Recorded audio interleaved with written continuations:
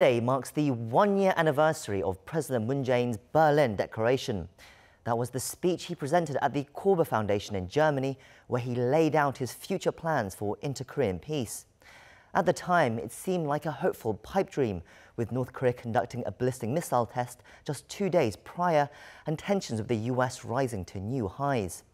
12 months later, however, everything has flipped 180. There have been 2 inter-Korean summits, followed by an unprecedented North Korea-US summit. Kim Jong-un has pledged to denuclearize, while the 2 Koreas have been busy carrying out various exchanges and renewing their ties. Moon's Berlin Declaration no longer looks so far-fetched. We'll take a look back at that speech later in the programme, but first we turn to our news centre, where Devon Whiting has the latest news updates at this hour. Devon? Hi, Jang-ho. America's top diplomat is set to leave for Pyongyang on Thursday for follow-up talks to the North Korea-US summit last month. The 2 sides are likely to discuss ways to ensure the complete, verifiable and irreversible denuclearization of the Korean peninsula. Lee Ji-won reports. The next round of North Korea's denuclearization talks with the U.S. will take place later this week as U.S. Secretary of State Mike Pompeo visits Pyongyang for the 3rd time on Friday. Expected to arrive in North Korea's capital on Friday local time, Pompeo is to stay overnight in North Korea for the first time before leaving for Japan on Saturday.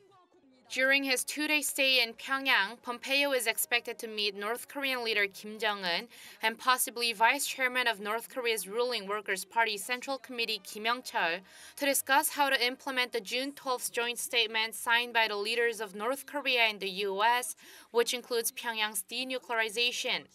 With U.S. media reports recently showing skepticism over North Korea's sincerity in giving up its nuclear program, many are saying that Pompeo is going to have to come back with some concrete plans for the nuclear disarmament.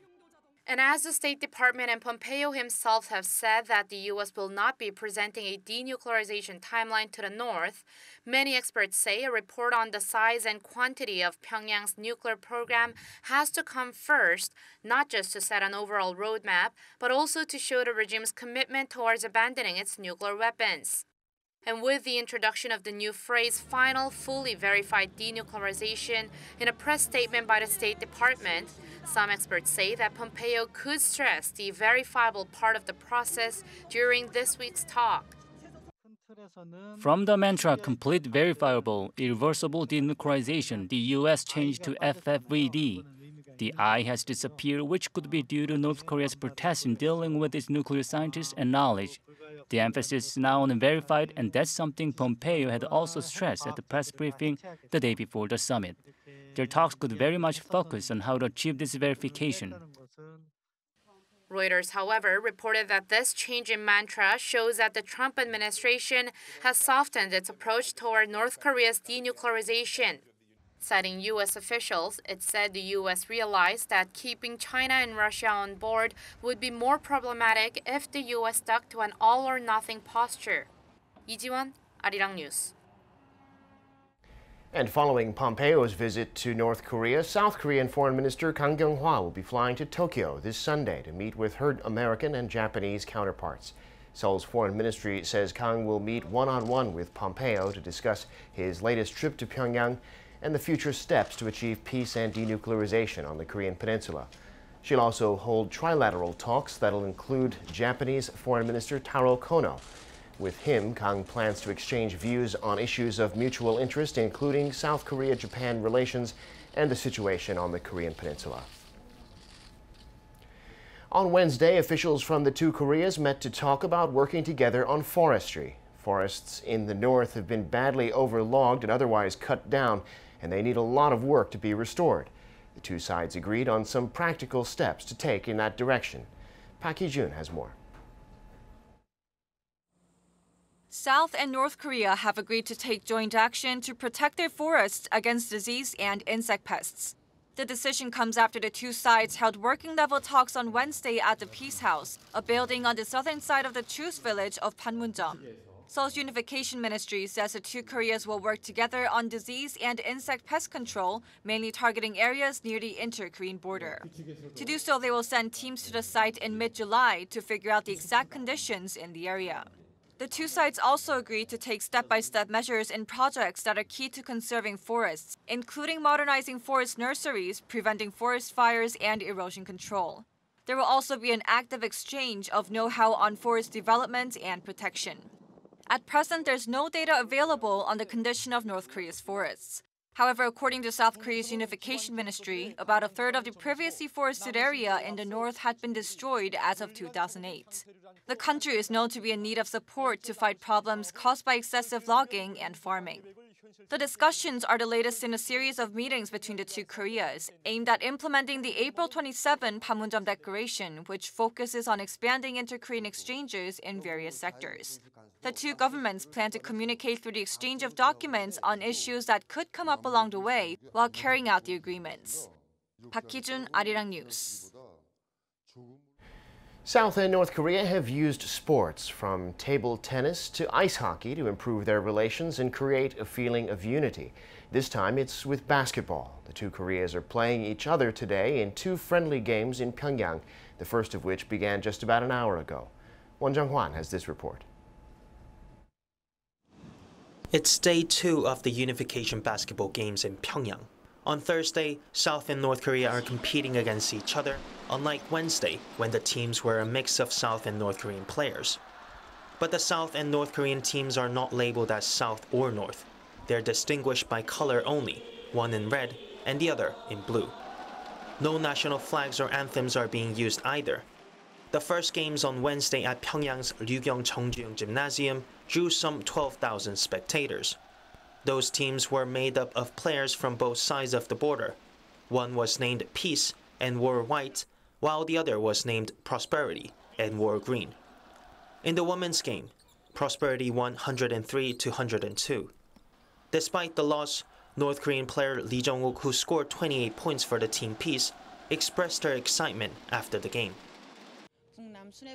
I am delighted to have participated in the Inter-Korean basketball tournament organized by high-level officials from North and South Korea. The cheers from spectators were a big boost as well, and I feel that by passing the ball to each other during the game, we have become one. The men's game ended in a draw, with both teams scoring 102 points. The coach of South Korea's national men's team, who led the team Peace, was at the same arena as a player 15 years ago. The latest games, he says, have left a big impression on him. I feel proud of seeing our players getting along well with the North Korean players. I think today's game will stay with me forever. At first, they played casually and gave each other some room. But when the score tightened up, it was really nice to see them getting into it. I will have a lot of memories from this game. Despite speculation that he will come, North Korean leader Kim Jong-un, who's known for his love of basketball, did not attend Wednesday's games. And it's not expected that he will be at Thursday's either, because his schedule is taking him away from Pyongyang. But it's been 2 days full of harmony and reconciliation between the two Koreas. Players from South and North on the same teams and in friendly competition. Won Jung-hwan, Arirang News. I'm Devin Whiting, and those are your news headlines for this hour.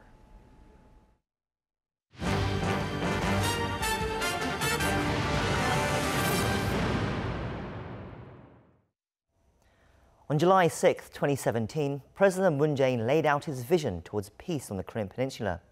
It became the backbone of his administration's policy towards North Korea, promoting peace, cooperation and dialogue, as well as strong calls for the regime to denuclearize. Let's take a quick look back at some of what was said during that speech.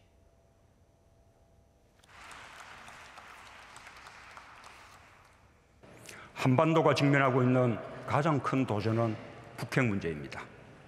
나는 이 자리에서 분명히 말합니다. 우리는 북한의 붕괴를 바라지 않으며 어떤 형태의 흡수 통일도 추진하지 않을 것입니다. 우리는 인위적인 통일을 추구하지도 않을 것입니다.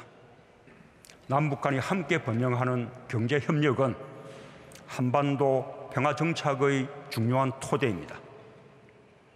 나는 한반도 신경제지도 구상을 가지고 있습니다. 북핵 문제와 평화체제에 대한 포괄적인 접근으로 완전한 비핵화와 함께 평화협정 체결을 추진하겠습니다. 나아가 올바른 여건이 갖춰지고 한반도의 긴장과 대치 국면을 전환시킬 계기가 된다면 나는 언제 어디서든 북한의 김정은 위원장과 만날 용의가 있습니다. Now, to help us look back at that landmark speech, I have Dr. Woo Jung-yup from the Sejong Institute joining me in the studio today. Dr. Woo, thank you for joining us again. My pleasure. It's been quite a year in inter-Korean affairs over the last 12 months. Who would have guessed that all this changes might have happened? Right. You know, since President Moon gave that speech in Berlin. First, can you explain to our viewers, though, what he laid out during that speech? At the Berlin last year, President Moon Jae-in proposed this Berlin initiative to achieve the ultimate goal of inter-Korean relations and peace talks and also the North and South economic cooperation. So to achieve those goals, he laid out 4 initiatives, which includes that to have North Korea participate in Pyeongchang Winter Olympic Games, and second, a suspension of all hostile acts along the DMZ, and and resumption of the talks between high-level government officials, including summits, and President Moon Jae-in tried to lay out those goals while it was a midst of a crisis caused by North Korea's provocations, including missile tests. So of those, he achieved quite a lot of those ambitions that he laid out for the inter-Korean relations. How do you rate his progress on that? Yeah, one of the initiatives he mentioned was a family reunion, which was scheduled to have in August. And North Korea already participated in Winter Olympic Games in Pyeongchang early this year. And we removed the loudspeakers along the DMZ, and North Korea responded in the same way, even though there are a lot of ways to improve the military relations between two Koreas. And third, that we already had 2 summits. And also the high-level talks, military talks, and all the sports talks. So all those 4 initiatives were achieved this year already, even though there was a criticism last year that was too far-fetched, because it was among the crises caused by North Korea. But 1 year later, President Moon Jae-in achieved all those 4 initiatives. So President Moon achieved those initiatives, but how important actually was it that North Korea decided to come on board? Because after the speech, for 6 months, it didn't seem like there was going to be any change. But then at the Kim Jong-un's New Year's address, he kind of seemed to have flipped a switch and opened the possibilities for all these things to happen. How important was that the North Korea who took the lead on this as well? So I think that we should think this accomplishment of 4 initiatives is the beginning of the long process. It does not mean that accomplishment of those 4 initiatives completes President Moon Jae-in's goal with regard to the inter-Korea relations. So there are a lot of things to be achieved in the future, but these 4 initiatives laid out good foundations for the future relations between two Koreas. So we still don't know how far North Korea is going to cooperate with South Korea, all these projects, but accomplishment of those 4 initiatives shows a good sign that North and South can get along in the future if there are more progress in the denuclearization and the human rights issue in North Korea. So President Moon laid out those 4 initiatives, but he also laid out a few other ambitions that he wanted for the 2 Koreas as well. For example, the denuclearization of the Korean Peninsula, and as well establishing a permanent peace regime, which is one of the things he pointed out. So of these things, these are some things he hasn't been able to achieve. I mean, what does he need to work on now going forward?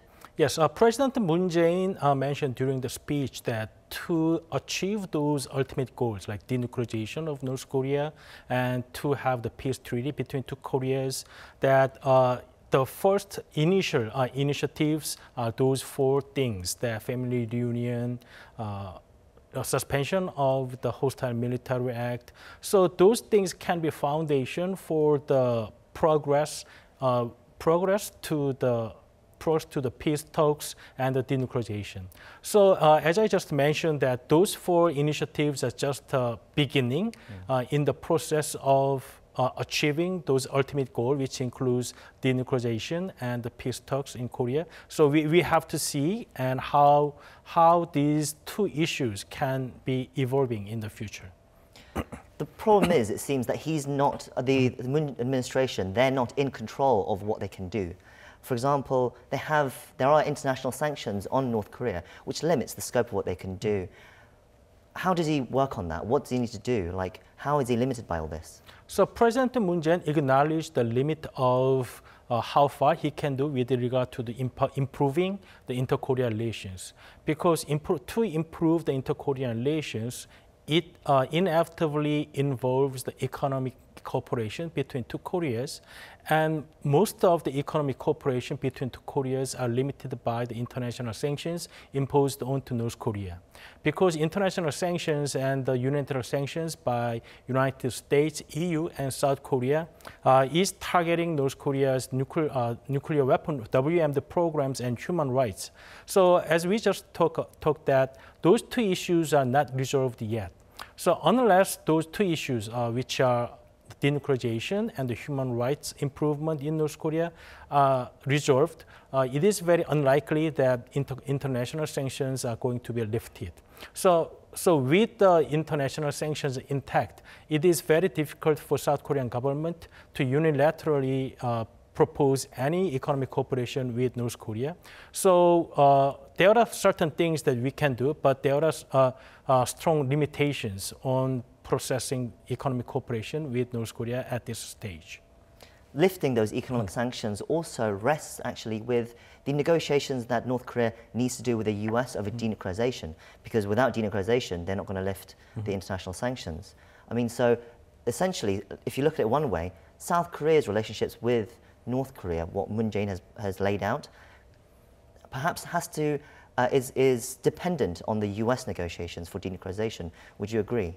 Yes. So the ultimate resolution of the nuclear issue of North Korea will be dependent on how the discussion is going on between the United States and North Korea. But South Korea should not be left out in the discussion, because there are roles that South Korean government can play. Because now with all the talks between US and South Korea, US and North Korea, there was South Korean government's role. Because as we can see that the first talks between the US and North Korea were initiated by South Korean government. So I think South Korean government can still play a role to convince North Korea that the bright future is when North Korea is actually denuclearized, because that's when the US is going to agree to lift the sanctions on North Korea. So I think that the South Korea is not left out. There are still roles that South Korean government can play.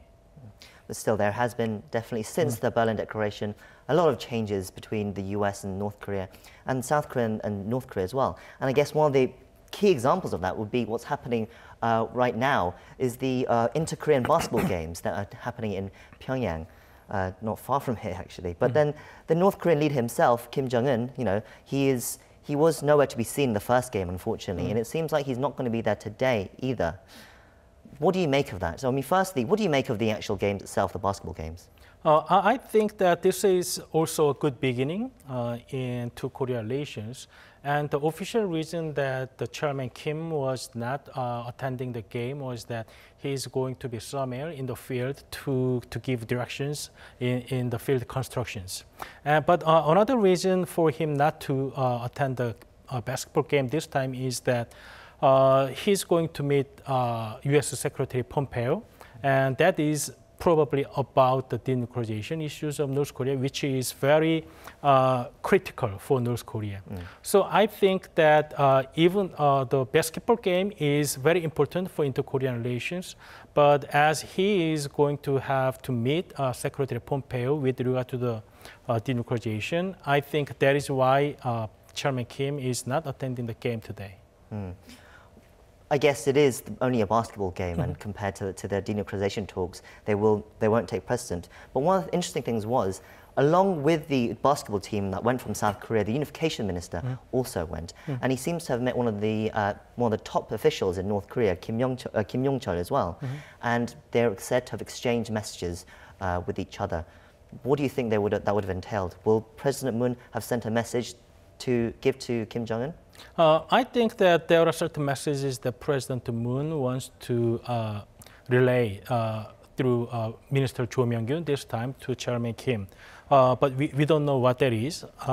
However, I think President Moon probably emphasized that the U.S. is very suspicious of North Korea's intention these days because after June 12th summit in Singapore, North Korea and the United States has not really initiated the talks about the denuclearization process of North Korea.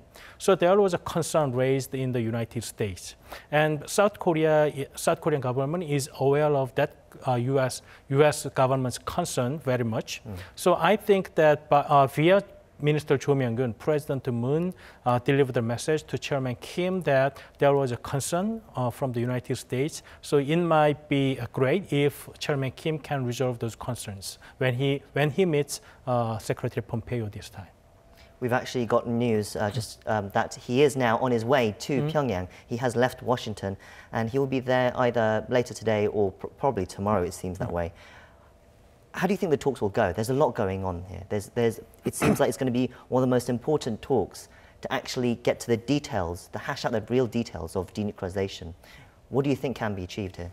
As I just mentioned, that there was a concern within the United States that there was no serious negotiation between the United States and North Korea about the nuclear issue of North Korea after the summit on June 12th. So I think that this time it is very unlikely that Secretary Pompeo is going to have some product with regard to the detailed process of denuclearization of North Korea. So I think that the first thing that they can agree on is the process of repatriation at the missing U.S. soldiers during the Korean War. And second, maybe President Pompeo is going to say that there was a firm willingness of North Korea with regard to its nuclear program, but I don't know how far they can agree on the detailed process of denuclearization because so far Secretary Pompeo does not know who his counterpart is for the negotiating process. That means that North Korea is not really ready for the negotiation yet. So it would be great if Secretary Pompeo come back with a good product on the denuclearization issues, but I think this time it's not very likely. But isn't there pressure on him to bring back something? I mean, President Trump has promised all this, that there's no more nuclear threat and they're going to denuclearize. But so far, North Korea doesn't seem to have shown any intention that they are willing to do it. In fact, there is evidence to suggest that they're continuing to enrich uranium and expand their missile programs. Doesn't North Korea now need to show something as well? So I think that President Trump and Secretary Pompeo is under pressure from the Congress and the public and from the group of experts because all those promises made during the summit has not been met yet. Even the conversations between the countries has not started yet with regard to the North Korea's nuclear program. So as you just mentioned, that there are strong pressure. And North Korea probably knows that. So maybe there is something that North Korea can provide to Secretary Pompeo this time, which might include that dismantlement of the testing site of the missile engines. So maybe that's the kind of things that North Korea can provide to Secretary Pompeo, that they want to extend the period of the negotiation, but they would not, I don't believe that they would give a firm answer about the process of denuclearization. If we go back to the Berlin Declaration about a year ago, so everything US and North Korea relations were poor, and then Kim Jong-un seemed to have switched, as I said earlier, his decision to reopen relations with the US and South Korea. There's a lot of interpretation of why he suddenly did this, and one of the reasons is it seems to be that he wants to improve his regime economically, the economic situation there. Do you buy that argument? Yeah, there are two arguments. First one, first one surfaced in January and February was that North Korea is feeling very damaged because of the sanctions imposed onto North Korea. So they have to resolve that issues. And second, North Korea is trying to make a strategic shift from the nuclear armament to economic development. So we don't know yet which arguments actually explains Kim Jong-un's recent shift on his strategy. So we have to see how he comes to the negotiation table with the United States on the declaration. Then we can more clearly explain his intention behind this. Well, we're out of time, unfortunately. Thank you for your insights as usual. Thank you. And I hope to see you next time. Thank you. That concludes our show for today, but do join us again tomorrow for more insights and analysis of the day's top stories. Hope you're having a good day wherever you are, and thank you for watching. Goodbye.